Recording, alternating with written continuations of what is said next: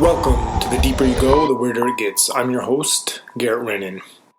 Okay, so this is the introduction episode to a podcast series called La Última Ceremonia. The end is just the beginning, which is a series about my 3-week trip to the Amazon jungle where I stayed with a Shipibo family and opened up a 3-month sama, also known as a plant diet, with a plant called morosa. This was such a life-changing experience on so many levels that I felt like I needed to document the trip. So my plan is to do several podcasts, not only documenting my journey in the jungle, but also to talk about things like the history of plant medicines, the culture of the Shipibo, the difference between Western medicine and indigenous medicine, the differences between Western culture and indigenous culture, the rise of spiritual materialism, and what it means and takes to become a healer or curandero, and whatever else comes to mind. Because the truth is, I don't have much of a plan, just a lot of ideas and information swirling around in my head and a very general framework in which to follow. So the purpose of this introduction episode is to lay the groundwork, giving you the basic information needed so that we can hit the ground running in future episodes. So first things first, what is a sama? Well, sama in the Shipibo language and culture is a traditional practice of connecting with plant energies or spirits. And there are many reasons to do a sama, but really it comes down to what you need, right? Some people do a sama in order to obtain deep physical, emotional, or even ancestral healing. Some people do it for self-discovery and to bring their mind, body, and spirit in more harmony with their purpose. Some people do it to become more connected to the frequencies of the natural world. And other people do a sama to learn about the plants themselves, to learn about the potential and the use of plant medicine so that one day they may help people become better versions of themselves. Typically, the way a sama works is you meet with a shaman or curandero, which translates to medicine man, and you explain your purpose for wanting to do a sama. And based on your intentions, the curandero will prescribe you a plant, sometimes even more than one plant, to diet for a specific amount of time. The minimum amount of time for a sama is usually 10 days, and most people do a 10 to 14 day sama, although samas can last for months or even years. Whether it is healing, self-discovery, or learning, a lot of the work is done on the energetic level through the use of ayahuasca. Now, I should say that it is not necessary to drink ayahuasca to achieve the benefits of a plant diet, and believe it or not, ayahuasca plays just a small role in the entire sama process.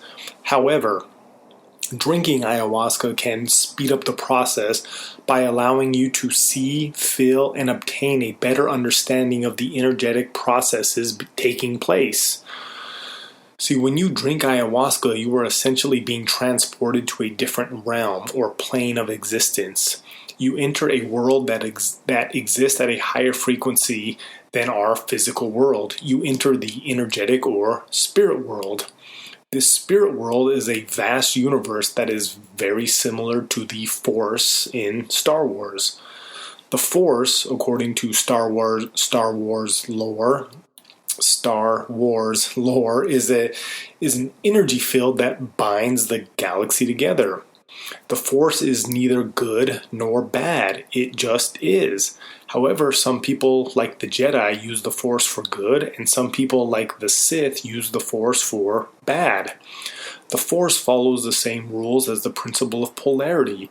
It is a spectrum, and the opposite ends of the Force spectrum are the light side of the Force and the dark side of the Force.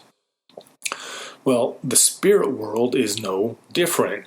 As the saying goes, it's not all sunshine and rainbows.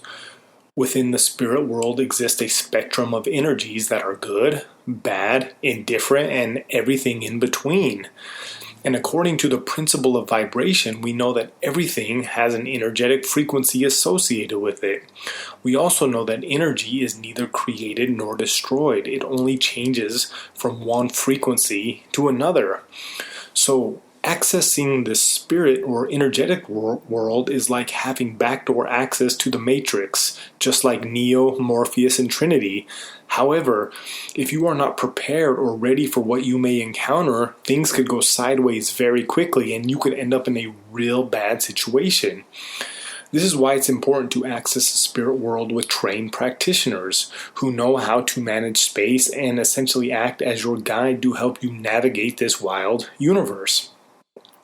And in the Shipibo culture, plant spirits are also enlisted by the curanderos as guides and protectors to help us navigate the seemingly infinite spirit world so that we may benefit from our trip opposed to being harmed.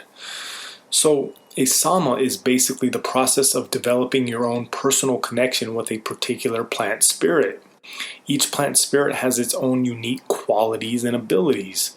Some are great healers, some are protectors, some are teachers, and the idea is that once you make a good connection with a plant spirit, you have an ally for life, an entity to help you navigate everyday life, not just the spirit world. So I started a 3-month learning diet with a teacher plant called Morosa to begin the process of becoming a curandero. I will explain more about Morosa and the details of the sama in a future episode.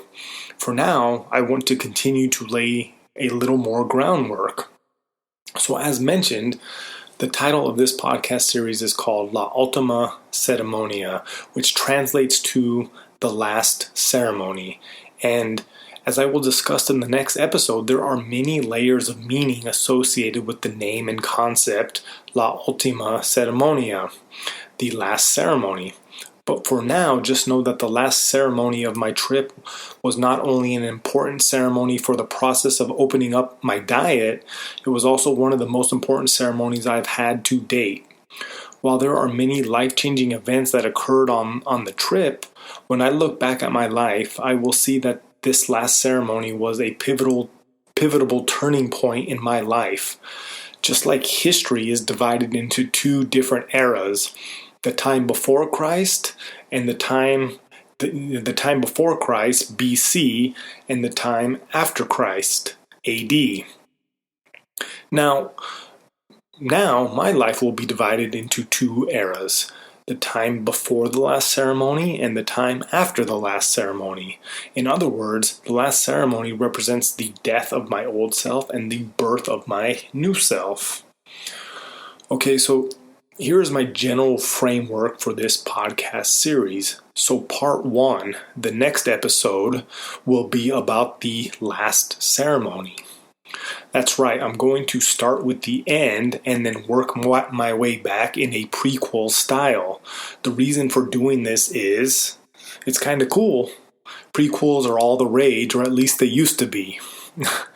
Now, I'm kind of joking, but there is some truth to that, but really, I'm doing it because it's more practical. The last ceremony is fresh in my mind, and one of the goals, as I've stated numerous times, is to start producing more episodes. So by starting with the end, I'm able to get the episode out much sooner. Another reason for talking about the last ceremony first and then working my way back is because it's very fitting to my overall experience and to even life in general.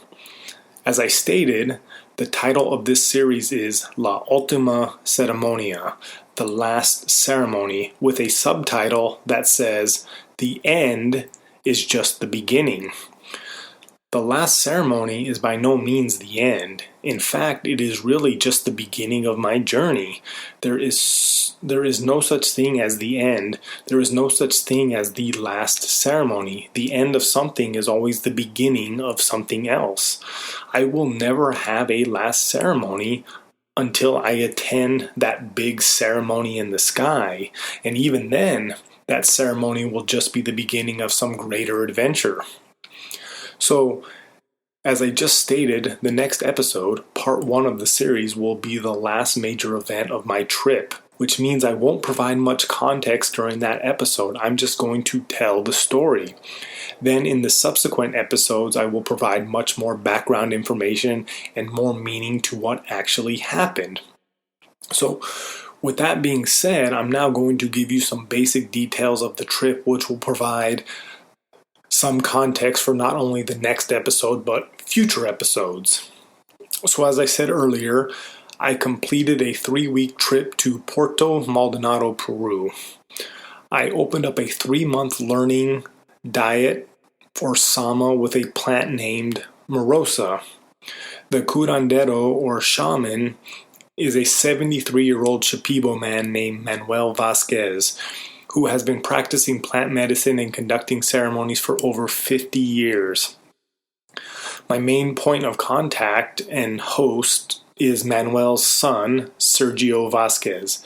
Sergio, who is also in the process of training to become a curandero, has spent many years not only working with his father, but also spent some time working at a popular ayahuasca facility, and as a result has become a good bridge between the Shipibo world and the Western world. I did a total of 7 ayahuasca ceremonies. So during my trip, I did a total of 7 ayahuasca ceremonies. One of the ceremonies was the first ceremony that I ever conducted. It was just me and my buddy, but I ran it start to finish. In addition to the ayahuasca ceremonies, I had 3 morosa plant ceremonies, 4 flower baths, and I had to complete 8 days of total isolation. For the majority of my trip, it was just me and the Shipibo family. My first 4 days, my buddy was there. However, because he arrived a few weeks earlier, our time only overlapped for a short duration. After he left, it was just me and the family at a tiny homestead/center in the middle of the jungle, which was a 30-minute boat ride from the city. At the center, there was no electricity and no cell phone service. The words sama, dieta, diet, plant diet all mean the same thing, and these words will be used interchangeably.